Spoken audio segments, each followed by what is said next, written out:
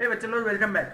तो अभी last lecture में हमने जो देखा हुआ है, the concept was all about demand forecasting. Correct है, हमने डिमांड फोरकास्ट करना और ये कंपलसरी क्वेश्चन में से एक क्वेश्चन है, डिमांड फोरकास्टिंग।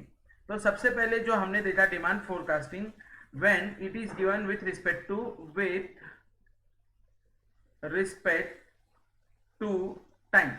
टाइम के हिसाब से जब आपको दिया जाता है तो उस समय हम डिमांड फोरकास्टिंग कैसे करेंगे with respect to time. Number one, clear. तो आपने क्या किया, जो भी टाइम दिया था 2001, 2002, 2003 वॉटेवर, उसमें आपने क्या किया, डेविएशन निकाला। मिडिल टर्म से क्या किया, डेविएशन निकाल दिया। अब मिडिल टर्म से आपने डेविएशन निकालने के बाद that was your X and next was your Y. हमें क्या चाहिए, अगर फोरकास्ट करना है वैल्यू ऑफ वाई, फोरकास्ट करना है value of Y is equal to A plus B X. तो value of A is nothing but summation of Y upon N, value of B क्या था, anyone, summation of H Y upon summation of H square in case of time. Correct है। अब हुआ क्या, हमने एक दूसरा तरीका देखा, ये तो बोले टाइम टेस्टेड था, लेकिन टाइम के साथ साथ चीजें भी चेंज होती है। इसके अलावा दूसरा डिमांड का एक सबसे बड़ा, आज इंडिया में बहुत ज्यादा डिमांड है। क्या इंडिया, चाइना इंडिया जो इतना कर रहे हैं, क्या इंडिया में बहुत ज्यादा डिमांड है किसी भी प्रोडक्ट की? तो ऐसा क्यों है? The reason is population, we are having heavy population. So दूसरा एक डिमांड फैक्टर जो आता है वो बेस्ड ऑन पॉपुलेशन होता है।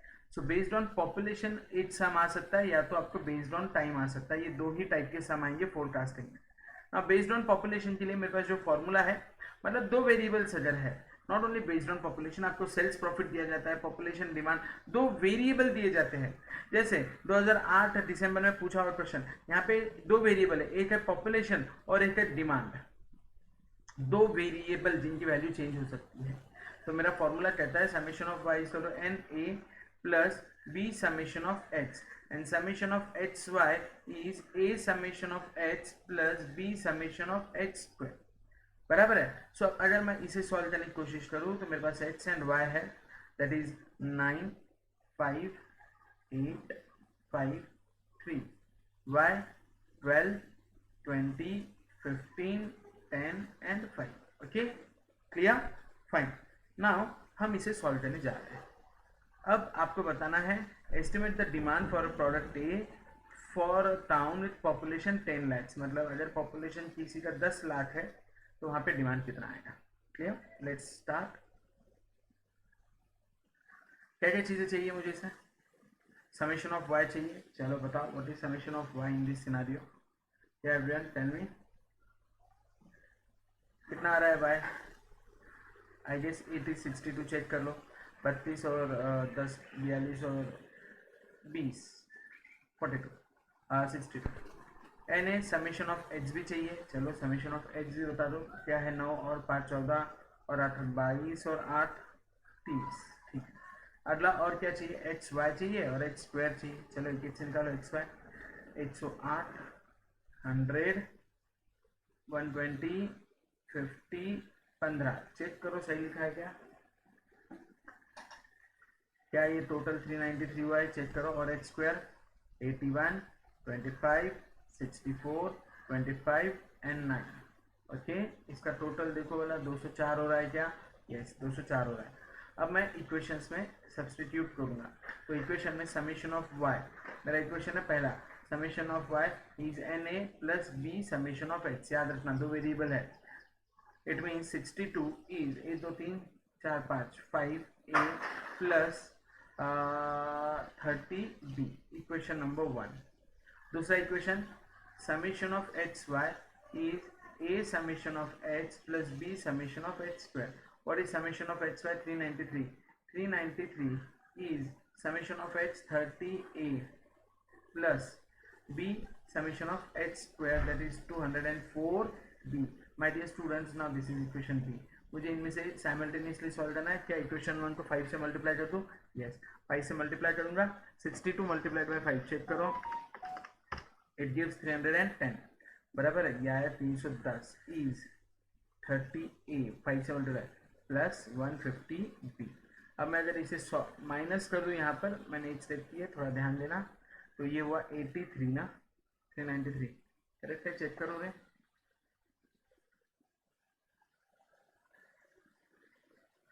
नहीं ना 5 नहीं 6 से मल्टीप्लाई करना पड़ेगा। अरे I am so sorry, 62 into 6 करना पड़ेगा।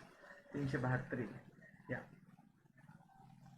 30 आना चाहिए ना, 6 से मल्टीप्लाई करना पड़ेगा। तो your answer is 372 30A plus 180B।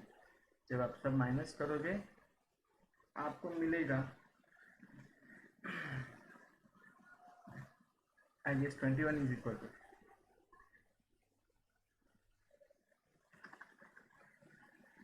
38 तो माइनस आउट हो गए, 204 में से 180 गए, 24B and B is equal to 21/24, 7 3 7 जा 3 8 7 9। चेक करो B का value,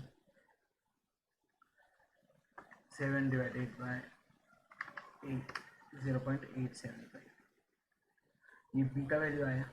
let's move for A, 62 is 5A plus 30B, B is what 0.875। Solve करो, ये हुआ 5A plus 26.25, 62 35 yeah 0.75 is equals to 5A and hence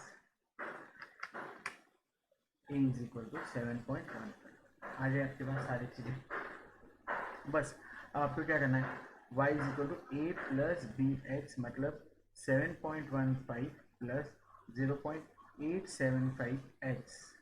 अब आपको पूछा है find value of y when value of x is given 10, x का value अगर 10 है तो आपका y का आंसर कितना आएगा, 875 इंटू 10 बराबर है 8.75 प्लस 7.15 15.9 15.9 लैक्स हो गया। रिक्वायर्ड आंसर आ गया आपका, चेक कर लो। इट वॉज ऑफ 4 मार्क्स, तो विच इज अप्रोक्सीमेटली 16 आप कंसिडर कर सकते हो।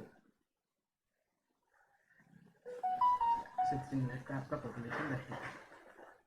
Very simple, I hope you all are getting the things very clearly. तो फिर से मैं आपको चाहिए तो एक बार रिवाइज करा देता हूँ। मेरा बहुत क्लियर व्यू है, मेरा विजन इसमें क्या है, दो चीज़ें आपको फोरकास्टिंग करना है। फोरकास्टिंग में आप लोग क्या करने वाले हो, आप देखोगे अगर टाइम दिया है तो you people will be going and solving them at the deviation, और टाइम अगर नहीं दिया है, जो वेरिएबल्स दिए एक्स एंड वाई, तो आप उस समय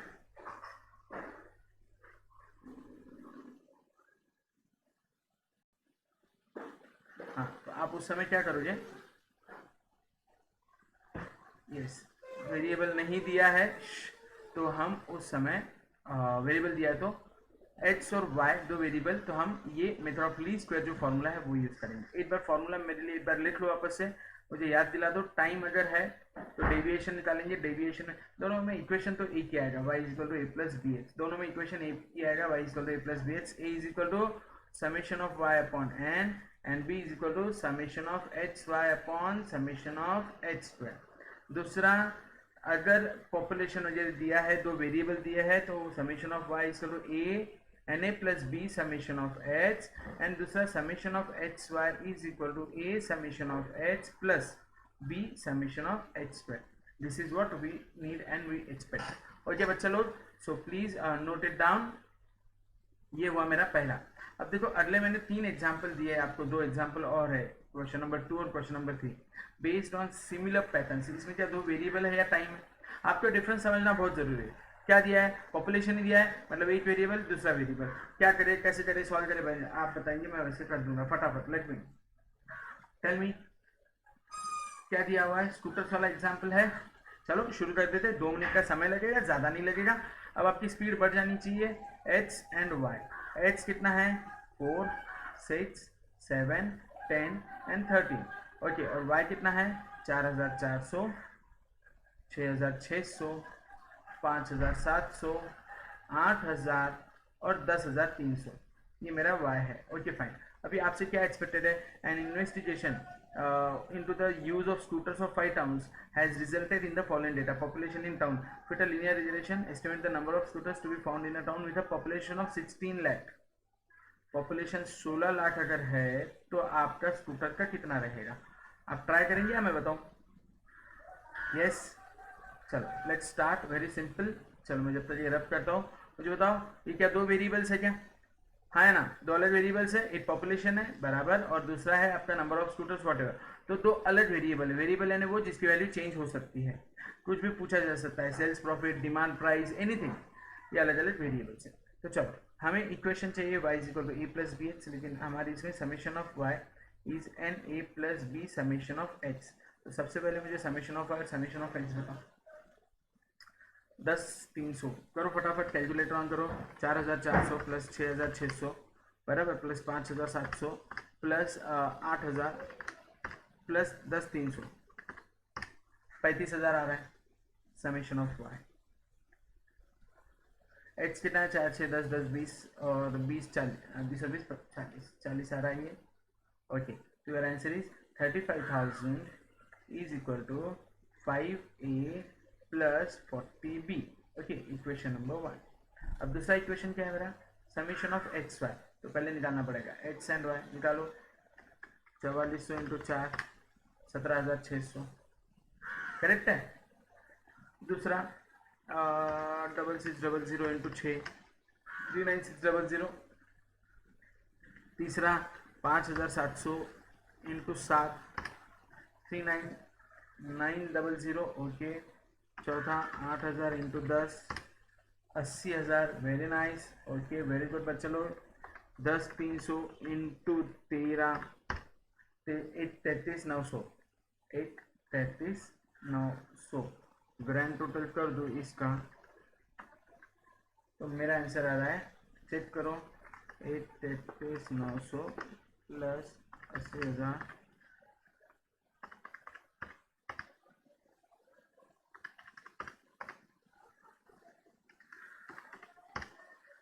3,11,000। ये मॉड्यूल का सॉल्व एग्जाम्पल है, वैसे आप लोग देख सकते हो मॉड्यूल में 3,11,000। और एक लास्ट चीज चाहिए, एच स्क्वायर 16 36 49 100 169 करो ना।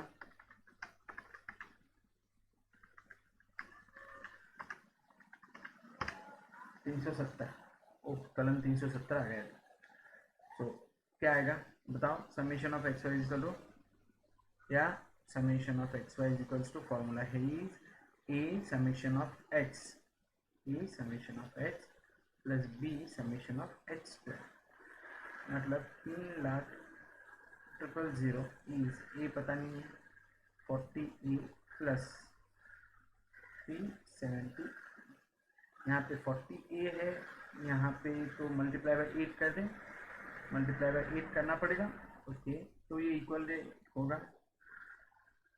तो अगर मैं 35,000 को मल्टीप्लाइड बाय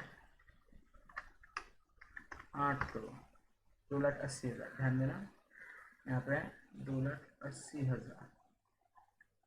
40 ए तो एग्जिट है, और 40 इंटू 8 320। ये देखो, इन दोनों को साइमल्टेनियसली सॉल्व करूंगा। 3,11,000 बोले तो 31,000 बच जाता है, तो 31,000 ये तो आउट हो गया, माइनस है, is equal to 50b। Right, therefore b is equal to 620। Check करो क्या b का वैल्यू 620 आया? हाँ, अगर b का वैल्यू 620 है तो a का कितना आ रहा है? Okay, 35,000 is equal to 5a plus 620 into 40 24,800 plus 200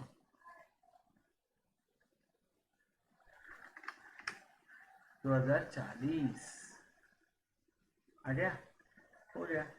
y is equal to A plus b h, Y is equal to 2040 plus b times, मतलब 620 into what is value of x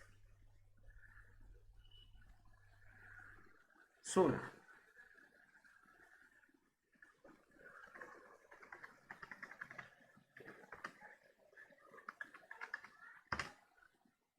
Therefore y is equal to 11,960। Please check करो, answer is scooter का demand 11,960 scooter रहेगा।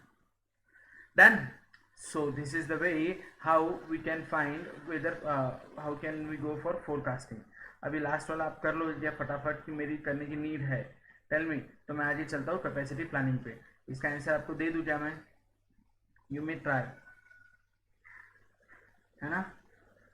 क्या करना है कि solve करना है मुझे? फटाफट बताओ।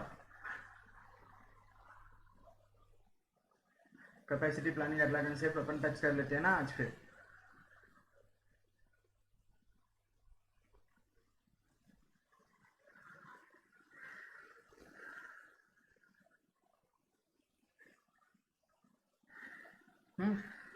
Fit estimate the demand of city sets for 2 towns with a population of 10 lakh and 20 lakh। तो दो है, एक 10 आएगा और एक 20 आएगा। फटाक से ट्राई कर लेना, नहीं आया तो मुझे पिन कर देना, मैं आपको बता दूंगा क्या करना है। अगले लेक्चर में मैं इसका आपको सॉल्यूशन दूंगा। Let's see how it works.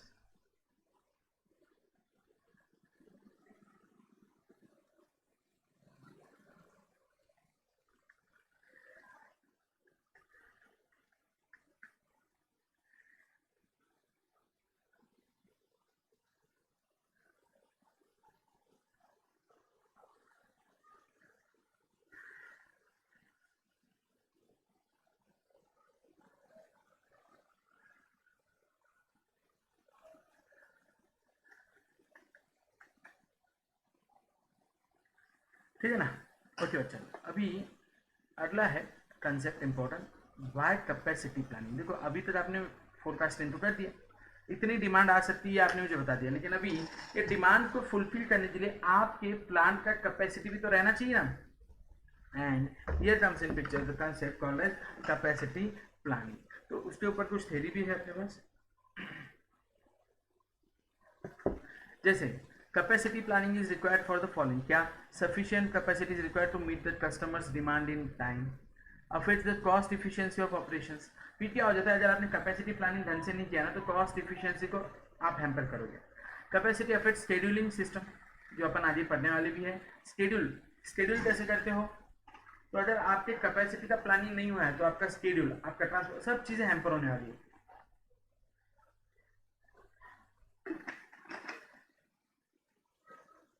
क्योंकि डिमांड अगर ज्यादा आ गई और कैपेसिटी नहीं है तो भी बिजनेस में लॉस है, और कैपेसिटी ज्यादा लेके रखी और डिमांड कम है तो भी लॉस है।